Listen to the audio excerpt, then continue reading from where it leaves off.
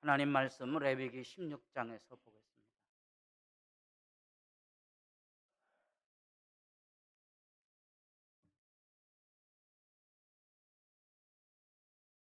레위기 16장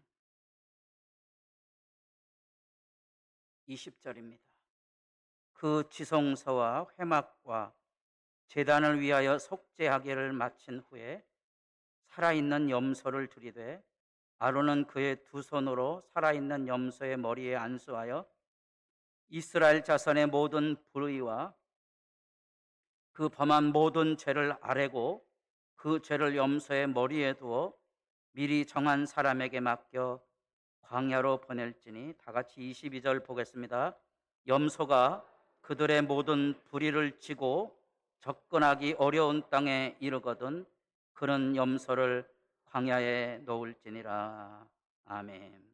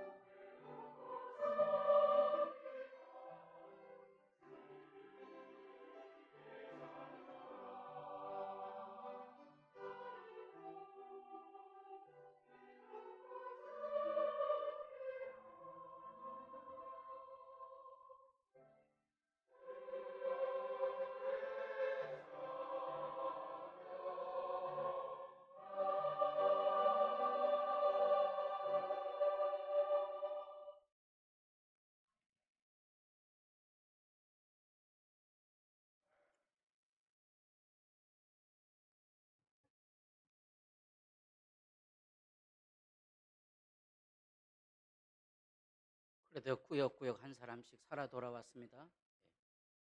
이 찬양대가 어디 있다고 왔는지 뵙는 분들하고 눈인사를 나눠보겠습니다. 주 안에서 복되게 사십시오. 뭐라 그럽니까? 너나 복되게 살아라 그럽니까?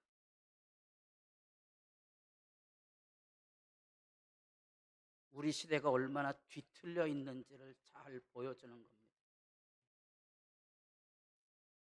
우리 집사람이 지난주에 얼굴을 쳐다보는데 왜 쳐다보는가 그랬더니 선크림 딱지가 안 자고 얼굴이 허옇대요.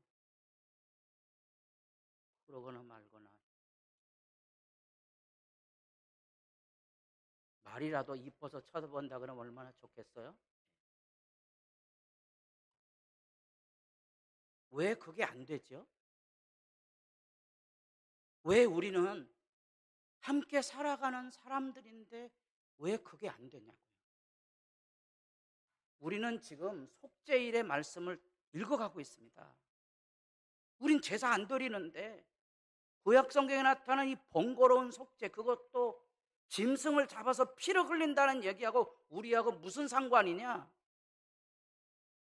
뜬금없는 얘기처럼 들릴지 모르지만 더구나 오늘은 듣도 보도 못한 말이 나왔어요. 아사셀, 이게 뭘까? 아사셀 아는 분 계세요? 그리스도인들 중에 별로 없어요. 목사님들은 잘 아냐? 모릅니다. 왜 모르냐? 아사셀 그러면 해석이 여러 가지예요.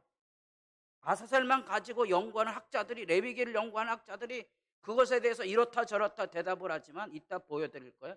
정답은 없는 거예요. 그럼 이게 뭐냐는 거예요. 왜? 이 사실은 속죄일을 통하여 하나님이 하시는 일은 우리 마음을 깨끗한 도화지로 만드는 역사를 하고 있는 거예요.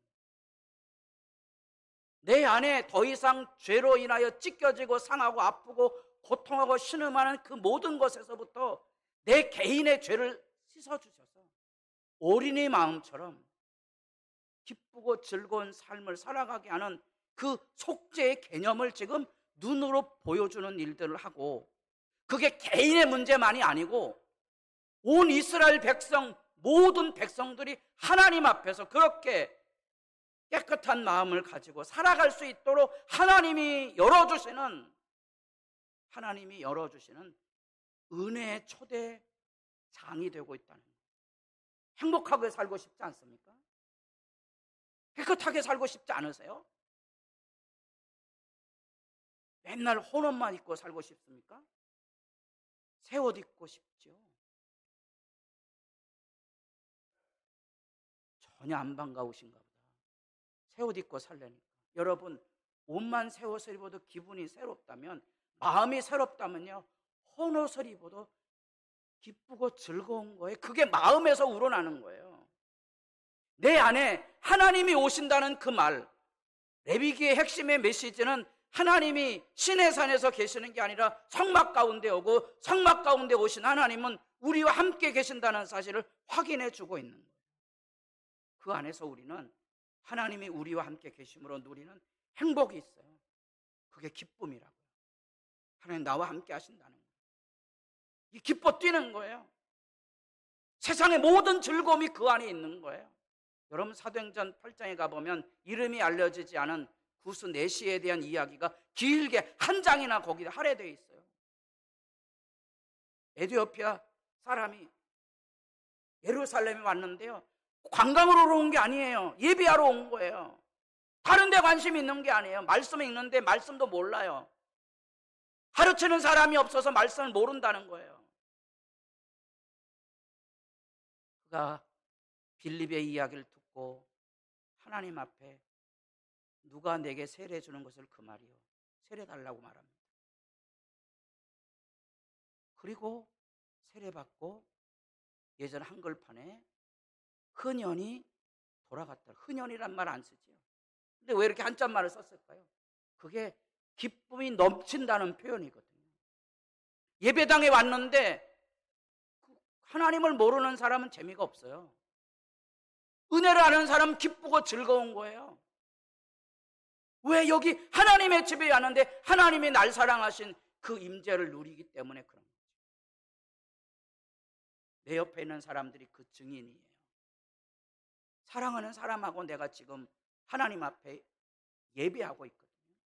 그게 천국이에요. 천국은 먼 데 있는 게 아니에요. 오늘 우리의 일상 안에 있는 거예요. 지금 그 일상을 누리는 문제를 지금 여기 다루고 있습니다. 요즘 인기 있는 이분이 설치고 다니는 것 같아요. 죄송합니다. 비속어를 써갖고. 어쨌든 7살 쌍둥이를 둔 젊은 부부가 있습니다. 결혼 10년 차인데 이혼을 심각하게 고민하고 있어서 상담을 온 겁니다. 기가 막힌 일. 여러분들은 이런 얘기 들으면, 이런 일들은요 80년대부터 있었어요. 80년대부터 이런 일이 있었어요. 깜짝 놀라지 마세요. 하루에 부부가 5분도 대화를 하지 않아요. 문자로 대화를 해요. 신기하죠, 여러분? 애를 어떻게 키울까요?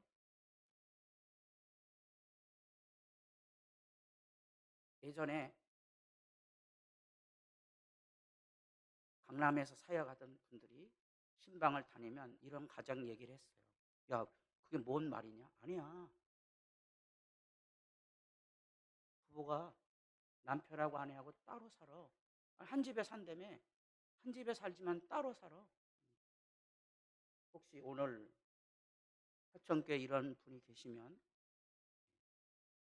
자리에 일어서서 자아 비판하시기 바랍니다. 이렇게 보면 어색하지요? 교회당 안에서 인사 안 하고 지내는 분들 모르시나요? 그러고 교회를 다닌다 그래요. 무슨 놈의 교회를 그렇게 다니나? 그런 게 일상이에요. 이게 뭐죠? 이게 죄의 실체인 거예요. 죄는 우리에게 죽을 만큼의 고통을 가져다 주고, 죄는 지금도 생생히 살아있어서 우리를 죽음의 나락으로 몰고 가고 있는데, 우리가 이 죄로부터 자유로움을, 씻음을 받지 못하게 되면 끌려다니는 거예요. 끌려다니는 거예요. 그냥 술, 담배 먹는 노름하는 그런 문제만이 아니에요.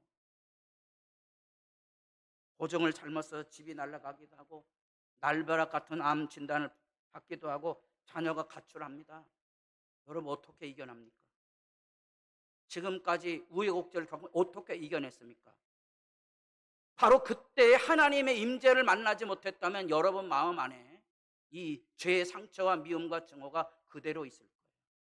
이걸 가지고 있다가 죄가 뭘 하게 하는 거 아니? 이것을 쏟아내게 해요. 혹시 여러분들 유대인들이 여기다가 뭘 쓰고 다니는 거 보신 적 있으시죠? 이게 뭔지 아세요? 왜 여기다 썼을까요? 그 사람들 얘기를 들어보면 두 가지 이유라 그래요. 하나는요, 사람이 죄를 지면 이 죄가 어디로 쏟아져 나오는 거니? 여기로 쏟아져 나옵니다. 그래서 여러분 열받지 마세요. 열받으면 어떤 사람 된다고요? 소갈머리 없는 사람.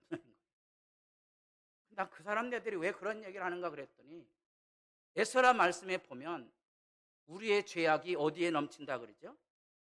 정수리에 넘친다고. 그 사람들 하는 얘기를 잘 읽어보면 어디서 하여튼 하나님의 말씀을 찾아가 그걸 끄집어내다가 설명을 하는 거예요. 또 하나는 내 위에 하나님이 있다는 거 기억하며 살라는 거예요. 다음 주부터 우리 교회도 여기다가 좀 쓰고 와야 될 것 같습니다. 너무 설치는 사람이 많은 거예요. 뭔 말인지 아시죠? 사람은 다 죄 현실 가운데 살아가고 있어요. 악을 쏟아넣는 거예요. 여러분 속죄일을 기억할 때 이 속죄일에 피를 통하여서 지난주에 7번 뿌린다는 말은 내 죄를 씻는 거예요? 성막이 더러워진 것을 씻는 거예요? 기억 잘 안 나시죠? 내 죄를 씻는 게 아니에요. 성소가 더러워졌다는 그것에 대한 씻음이에요. 하나님의 집이 더러워진 거예요. 내가 여기다가 죄악의 막 정수리에 악을 다 쏟아나갔고요. 엄밀한 의미에서 교회를 씻어내야 되는 거예요. 내가 쏟아난 말, 내가 열받은 그 이 악에 쏟아놓으면 1년에 한 번씩 교회를 정결케 하는 거거든요. 그런 의미를 가지고 있는 거예요. 그래서 이 레위기의 전체 핵심이 16장에 있다는 것은 죄 씻음에 대한 얘기를 하고 있는 거예요. 모두가 하나님 앞에 설 때에 죄의 사함을 받아야 한다는 거예요. 부부간에 돌아가셔서 대화하시려면 당신이 나에게 대한 상처나 미움, 고통, 아픔을 쏟아놓게 하셔야 돼요. 그래서 삐뚤어진 말 그만하고 사랑과 평화의 말을 하셔야 되고요. 교회 생활 바르게 하시려면 여러분들이 사람과 만날 때 쓴소리 뱉어낸 그런 사람들을 만나서 씻어내셔야 돼요. 빈말이 아니에요, 여러분. 천국은 가는 게 아니에요. 천국은 여기 도래하는 거예요. 하나님 앞에 행복하게 살고 싶지 않습니까? 기뻐 뛰며 살고 싶지 않습니까? 그 믿음의 실제가 샘솟듯 일어나는 게 예수 믿음이에요. 그 예수 믿음에 왜 예수님께서 그 흉한 십자가를 졌을까? 그 이야기를 이해하려면 이 레위기를 이해하셔야 돼요. 오늘 속죄 1층에서 아사셀에 대한 얘기거든요. 일반적으로 안수를 하는 것은 레위기 1장서부터 안수는 대제사장이 한 손으로 하죠. 그래서 제물을 드리는 짐승과 나하고 하나 되었다는 사실을 유대로 표현하는 게 한 손으로 안수하는 거예요. 짐승에다가 안수하는 사람은 누구라고요? 제사장이 아니고 내가 하는 거예요. 내가. 짐승과 동일시대. 그래서 그 짐승을 잡는 거예요. 내 대신. 그런데 이 속죄일에는 대제사장이 두 손으로 안수를 하는 거예요. 여러분 잘 읽으시면 신기한 얘기 많이 나와요. 우리가 이 얘기를 잘 이해를 하셔야 십자가라는 개념을 이해하고 우리가 왜 예수를 바로 믿지 못하기 때문에 하늘의 기쁨을 가지고 예배하지 못하는 이유도 그곳에서 알 수 있는 거예요. 대제사장이 두 손으로 안수를 해서 죄를 아사셀 염소에게 전가를 시키는 거예요. 이제 아사셀 염소는 여기 나타난 말씀에 나타난 그대로 21절 염소의 머리에 안수하여 이스라엘 자손의 모든 불의와 그 범한 모든 죄, 이 죄를 대신 이 염소가 짊어지고 가도록 그렇게 지금 대속죄일에 아사셀 행사를 하게 되는 겁니다. 이런 말은 참 어렵죠. 이런 말은 어려워요. 이 개념을 이해하기 위해서 우리가 너무도 익숙하게 아는 십자가의 이야기, 유대인들은 이 이사야 53장은 설명이 안 되기 때문에 일반적인 유대인에게 이사야 53장 물으면 대부분 뭐라고 가르치는 거 우리하고 똑같아요. 여호와의 증인이 집에 오면 뭐라고 가르쳤죠? 우리가 집에 들이지 말고 목사님에게 가보라고 그랬잖아요. 목사님이 대화하지 말라 그랬잖아요. 유대인도 비슷해요. 이 53장이 나오면 설명이 안 되거든요. 랍비에게 가라 그래요. 그가 찔리면 우리의 허물 때문이요, 그가 상하면 우리의 죄악 때문이라. 그가 징계를 받음으로 우리는 평화를 누리고 그가 채찍에 맞음으로 우리는 나음을 입었다. 이게 누구죠? 유대인들 대답할 길이 없는 거예요. 유대인들은 이걸 어떻게 생각하는 거니? 우리 민족이, 유대 민족이 이렇게 찔리고 상하고 징계를 받고 채찍에 맞았다고 생각하는 거예요. 근데 모순이 생기는 거예요. 그래서 그러면 왜 찔리고 상하고 징계와 채찍을 맞았지? 뭐 하기 위해서? 허물과 죄악과 평화와 나음을 주기 위해서잖아요. 근데 왜 유대인들이 이방인을 향하여 이 은혜를 나누지 못하냐는 거예요. 그 설명이 안 되는 거예요. 우리는 누구든지 예수 믿으면 이게 누구인지 아는 거예요. 이게 누구죠? 이게 예수님이에요. 그래서 누가 우리가 이렇게 은혜를 입은 거예요. 이거 알아야 내가 은혜를 받았으면 십자가 예수를 믿으면 어떤 삶을 살아야 된다고요? 이런 삶을 살아야 하는 거예요. 이런 삶을 살지 못하면 십자가를 모르는 거예요. 우리는 다 양 같아서 그릇 행하여 각기 제 길로 갔거늘. 다 같이 보겠습니다. 여호와께서는 우리 모두의 죄악을 그에게 담당시키셨다. 누구에게? 누구에게? 예수님에게. 다 같이 손 계신 분들은 들어보세요. 여기 왼손이 예수님이에요. 여기 내 죄예요. 다 같이 읽어보겠습니다.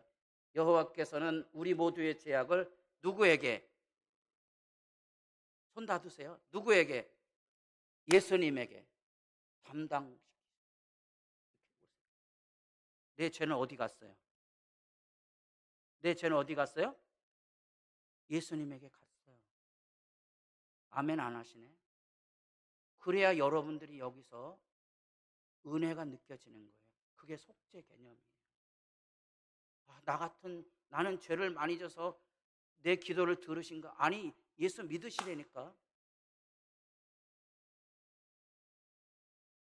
예수님께서 하시는 일은, 예수님께서 지신 십자가는 우리의 죄를 대신 짊어지고 가신 거예요.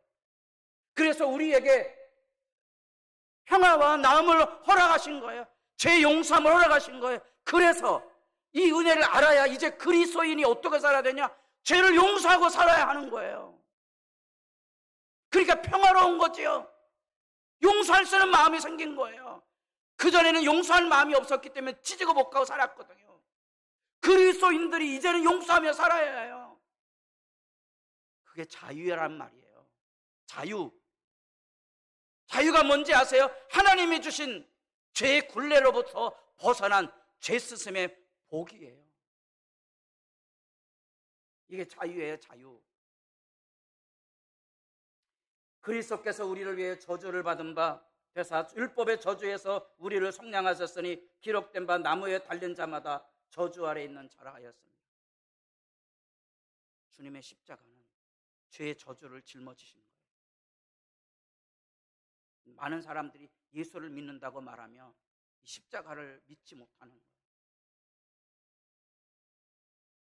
이는 그리스도 예수 안에서 아브라함의 복이 이방인에게 미치게 하고 또 우리로 하여금 믿음으로 말미암아 성령의 약속을 받게 하려 하십니다.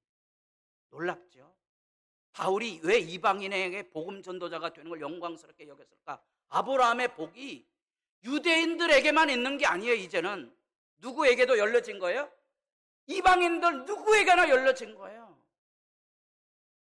아브라함의 복은 유대인들만의 복이 아니에요. 이방인에게 열려진 거예요. 그래서 우리가 아브라함의 이야기를 읽을 때마다 우리의 이야기로 읽는 거예요. 유대인들은 자기 민족의 이야기로 읽어요. 그러니까 이방인들에게 마음을 열지 못하는 거예요. 이따가 나오겠습니다. 이스라엘에서 23년 동안 산 한국인 유병성 목사님은 안식일이 되면 종종 유대인이 부른대요. 안식일날 왜 불러요? 자기들은 안식일 율법을 지키지 않기 위해서 전기가 나가면 뭘 해야 돼요? 전기를 다시 연결해 줘야 되는데 자기들은 손 안 묻히려고. 그러니까 더러운 이방인 너는 와서 그거 연결해 주면. 한 번은요 자기 앞에 회당이 전기가 나간 거예요. 왜 회당이 전기가 나갔을까요? 한국 사람은 알아요. 기도하지 않아서. 그게 뭐죠? 우리 안에 정죄의식이에요. 그런 말하는 사람은 죄사함이 없는 거예요. 가서 고쳐줬대요. 아무 거리낌 없거든요. 그게 뭔지 아세요? 여러분 상식적으로 생각해 보세요. 나는 의로우니까 전기를 연결하면 안 되고 이방인은 전기를 연결하러 안식일 법을 어기도 되는 겁니까? 상식적으로 대답을 하셔야 돼요. 이게 말도 안 되는 거잖아요. 내가 하기 싫어하면 이 사람들에게도 시키지 말아야지. 그런 일을 버젓이 행한다는 거예요. 그게 뭔고 하니 죄 사함이 없기 때문에 그런 거예요. 죄 사함이 있어야 내가 하기 싫은 일은 누구도 하기 싫다. 다른 사람도 하기 싫은 거예요. 하지 말아야 되거든요. 하지 말아야 돼요. 더 어려운 얘기 할게요. 주무시지 마세요. 이거 모르면 십자가 개념이 이해가 안 되기 때문에 이건 뭐 어려운 신학적 얘기하고 그러는 게 아니고요. 속죄를 얘기하고 있는 거예요. 기도하실 때 이런 말은 되도록 하지 마세요. 되도록 기도를 적어보세요. 우리말로 하셔야 돼요. 근데 개념을 설명하기 위해서는 어쩔 수가 없어요. 개념을 설명하려면 신학적인 용어를 아셔야 돼요. 구원에 대해 설명해 보신 적 있어요? 구원이 뭐냐고? 그러면 많은 사람들이 농담을 하는 얘기가 있어요. 꼭 구원을 줘야 되냐? 10원 주면 안 되냐? 이런 얘기하거든요. 왜냐하면 교인들이 구원에 대한 얘기를 막 아는 것처럼 떠들어요. 근데 구원을 물으면 대답을 못 해주는 거예요. 그럼 여러분들이 알아듣게 얘기를 해줘야 돼요. 구원이 뭐냐고. 그 중에 한 가지가 이런 말이에요. 이런 말. 속량이란 말 우리 잘 안 쓰죠? 이게 뭔고 하니 값을 주고 사는 거예요. 우리 개념 안에, 우리 십자가 개념 안에 주님의 십자가의 저주를 통하여서 종되었던 우리가 자유인으로 하나님 앞에 용서함을 받은 거예요. 그 표현하는 말이 속량이란 말이고요, 속상이란 말이에요. 값주고 산다는 말이에요. 그런데 죄사함에 대한 얘기를 할 때 이 개념만 알게 되면 어떤 모순이 생겨나는 거니? 누구에게 값을 주는 거야? 이런 이야기가 나오게 돼요. 학자들이 대답을 하기 어려운 부분이에요. 여러분들 보기에 이 속량이라는 말 다 아는 것처럼 말하지만요, 아직도 속량에 대한 정확한 이야기는 신학적으로 정돈이 안 되는 거예요. 이거는 예수 믿는 사람은 다 알아요, 이 말이 뭔지. 왜냐하면 속량을 받았기 때문에, 자기는 하나님의 은혜를 받았기 때문에 뭘 해야 되는 거니? 은혜를 줘야 해요. 그래야 마음이 편해요. 그게 속량이란 개념이에요. 은혜 받았는데 은혜 안 주면 내 마음이 불편한 거예요. 그게 속량이라는 거예요. 교회에 무슨 일하라고 그럽니까? 헌금하라 그럽니까? 봉사하라 그럽니까? 아니에요. 예수 믿게 하면 다 하게 돼 있어요.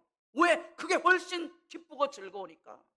기도하지 말라 그래도 기도하고요, 봉사하지 말라도 봉사하게 돼 있어요. 은혜를 아는 사람은 그래요. 속량이란 개념이에요. 값주고 사는 거예요.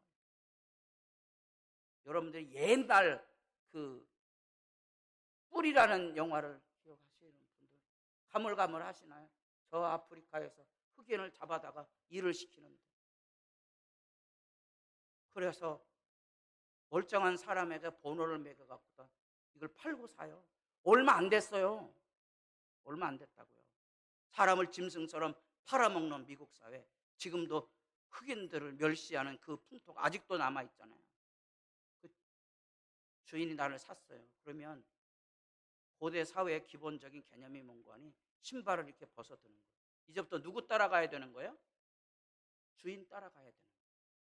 예수 믿으셔야 돼요. 예수 믿는다는 말은 이제부터는 하나님의 집에 가는 거예요. 세상 집에 가는 게 아니에요. 죽음의 집에 가는 게 아니에요. 하나님의 집에 가는 거예요. 하나님이 우리를 구원하셔서 너는 이제 자유인이야, 우리 집에서 마음껏 먹고 마시고 살아라고 부른 거예요. 그게 속량이에요. 값을 왜 치러요? 그냥 용서하면 되지. 그래서 등장하는 이론이 이 이론이에요. 어려운 말이죠. 왜 어려운 한자말을 쓰는 거 아니? 이 개념하고 다른 개념이 담겨져 있다는 거예요. 그게 뭔고 하니 죄의 형벌은 이 안에 없고 죄의 하나님의 진노가 누그러지는 것의 개념이 여기 있기 때문에 그런 거예요. 이게 이제 속죄일에 다 나타나잖아요. 속죄일에 짐승의 피를 가지고 성소에 다 바르죠. 그래서 뭐가 누그러져요? 하나님의 진노가 누그러지는 거예요. 성소가 거룩하게 되는 거예요. 꿀딱 지나갖고 여기에서 막 정수리까지 악이 넘치는 사람, 이 죄악을 이 성소가 다 더럽혀졌기 때문에 이 성소를 깨끗이 씻음으로 죄의 지배로부터 하나님의 집이 거룩하게 된 거고요. 이제 중요한 개념이 있어요. 이 아사셀을 통하여서 이 죄가 다시 우리에게 없음을 눈으로 보고 확인하도록 절차를 진행하는 거예요. 그게 아사셀이에요. 그래서 하나님의 진노가 무너지는 이런 개념, 이런 속량과 유화를 통하여서 하나님과 우리와 평화의 관계를 맺었다는 것이 십자가의 교훈이에요. 이게 이제 말이 어렵잖아요. 그런데 이것을 이미 구약 성경의 이런 속죄일 행사를 통하여 다 설명을 하고 있는 거예요. 대제사장이 신기하게 고백하죠. 누가 고백한다고요? 내가 하려? 대제사장이. 뭐라고 고백해요? 이스라엘의 모든 죄를, 모든 불의를 고백을 하는 거예요. 대제사장이 대표로 해서. 누구 앞에서? 누구 앞에서? 하나님 앞에서? 누구 앞에서냐고요? 보세요. 누구 앞에서요? 21절. 아론은 그의 두 손으로 살아있는 염소의 머리 안수하여 이스라엘 자손의 모든 불의와 그 범한 모든 죄를 아뢰고, 아랜다는 말 하나님께 아뢰잖아요. 근데 그 아뢰의 증인이 누구예요? 염소예요. 염소가 이 모든 죄를 다 들었고, 염소가 이 죄를 대신 뒤집어 써서 지금 짊어지고 가야 되는 거예요. 요한복음 1장 29절에 나타난 세상 죄를 짊어지고 가는 하나님의 어린 양이라, 그 예수님께서 모든 불의와 죄악을 대신 짊어지고 있는 거예요. 대제사장의 고백이 있어요. 죄의 고백. 사람들에게 회개하라 그러면 열받는데, 회개하셔야 되지요. 내 죄가 아니고요, 교회의 죄를, 민족의 죄를 내가 고백하는 사람이 그리스도인이에요. 그 내 죄처럼 짊어지고 있는 거예요. 왜? 내가 그렇게 죄사함을 받았기 때문에 그런 거예요.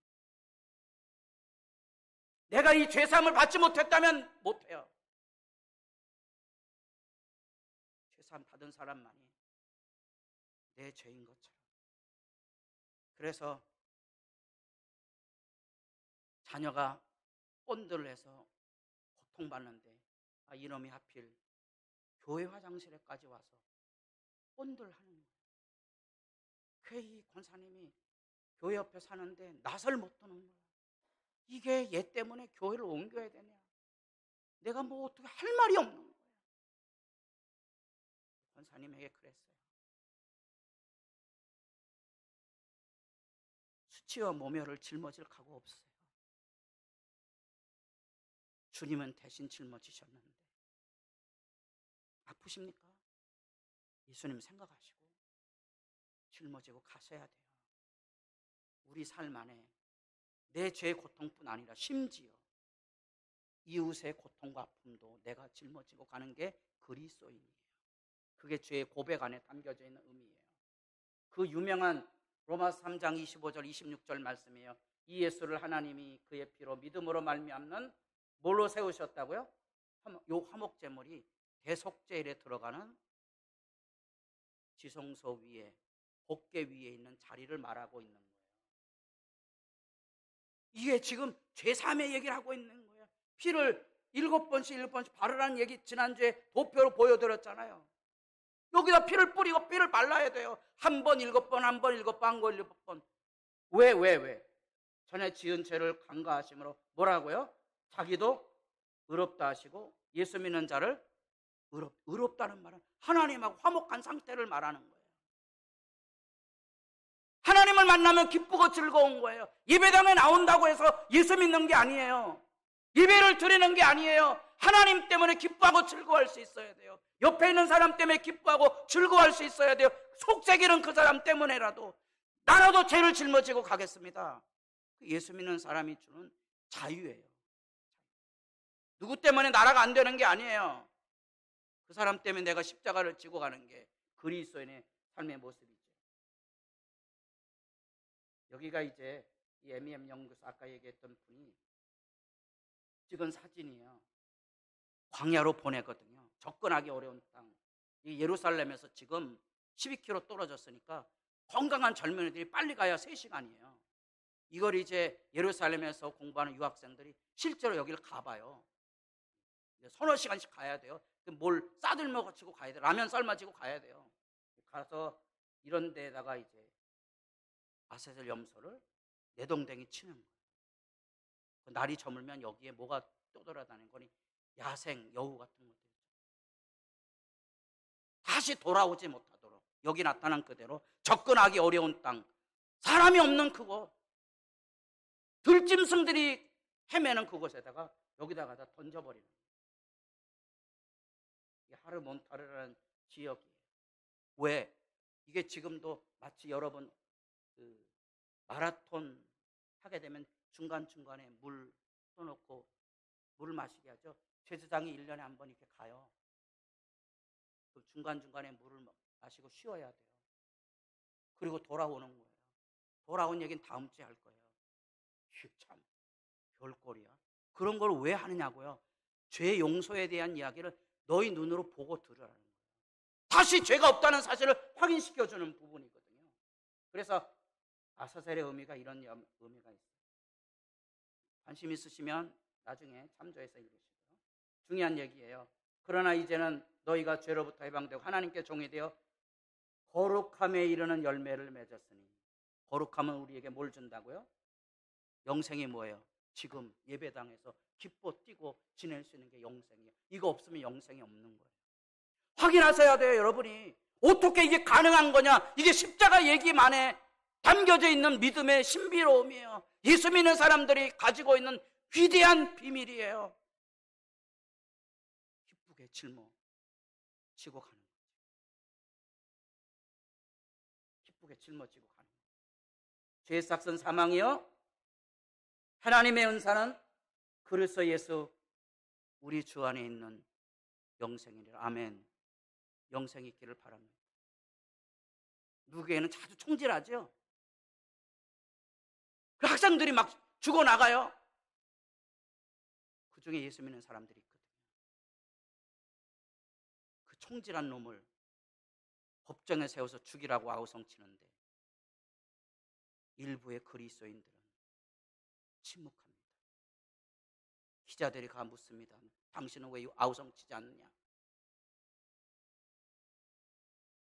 나는 마음으로 이미 용서했다. 나는 마음으로 이미 용서했다. 그러면 취재를 안 합니다. 왜? 설명이 안 되는 거예요. 그게 십자가예요. 죽은 아들이 돌아옵니까? 돌아옵니까? 안 돌아옵니까? 뭐 해야 돼요?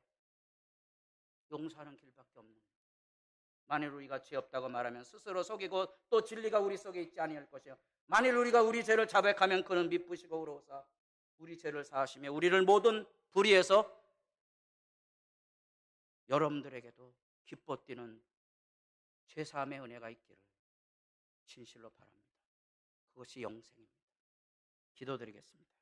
아버지여, 우리도 예수 믿는 자가 되게 하시되 여기 우리에게 번거롭게 여겨지는 구약의 제사, 속죄의 규례, 무슨 피의 속죄를 드리고 무슨 아사셀 염소를 보내는 일을 하는가, 보고 듣고 무엇을 의미하는가를 일깨워 주기 위하며 그곳에 주의 그림자가 담겨져 있으니 예수님께서 십자가를 지고 우리의 모든 불의와 죄악에서 우리의 모든 형벌을 대신할 뿐 아니라 하나님의 진노를 누그러뜨려서 하나님이 우리를 사랑하시는 그 사랑을 생수처럼 솟아오르게 하시는 그 믿음 안에 담겨진 영생의 기쁨과 자유함이 우리 안에 새롭도록 주께서 지켜 주시옵소서.